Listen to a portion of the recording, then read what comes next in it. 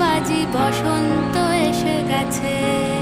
বছর ঘুরে শুরু হচ্ছে বসন্ত, প্রকৃতিতে তাই লেগেছে রঙের ছোঁয়া। দক্ষিণা দুয়ারে বইছে ফাগুনের হাওয়া। বসন্তের এই আগমনে প্রকৃতির সাথে তরুণ হৃদয়েও লেগেছে দোলা। শীতের কনকনে ঠান্ডা কিছুটা দূরে চলে যাওয়ার সঙ্গে সঙ্গে রাজধানী ঢাকা হয়ে উঠবে আরো প্রাণবন্ত এবং রঙিন। বসন্তের হাওয়া আর ফুলের সৌরভে ভরপুর এই সময়টিতে ঢাকার বেশ কিছু স্থানে ঘুরে বেড়ানো ভিন্ন অভিজ্ঞতা দেবে।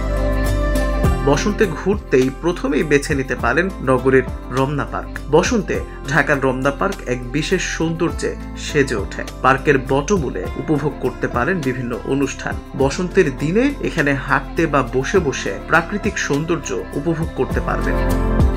বসন্তের ২১শে বইমেলা ঢাকায় একটি বিশেষ উৎসব হয়ে ওঠে। বইমেলা যেহেতু ঢাকার কেন্দ্রস্থলে অবস্থিত সোহরাওয়ার্দী উদ্যানে হয়, সেহেতু এখানে হাঁটতে, আড্ডা দিতে, বই পড়তে গিয়ে প্রকৃতির সঙ্গে একাত্ম হয়ে উঠতে পারবেন।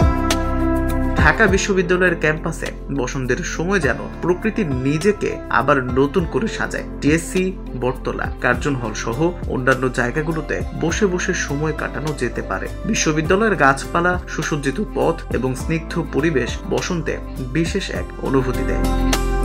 বসন্তে ঢাকার হাতির ঝিল একটি অন্যতম জনপ্রিয় স্থান, যেখানে প্রকৃতির সৌন্দর্য এবং শহরের আধুনিকতা মিলেমিশে এক অনন্য পরিবেশ তৈরি করে। বসন্তের দিনে এখানে ঘুরতে গেলে হাতির ঝিলের চারপাশে রঙিন ফুলের বাগান এবং সবুজ গাছপালা মনকে প্রশান্তি দিবে।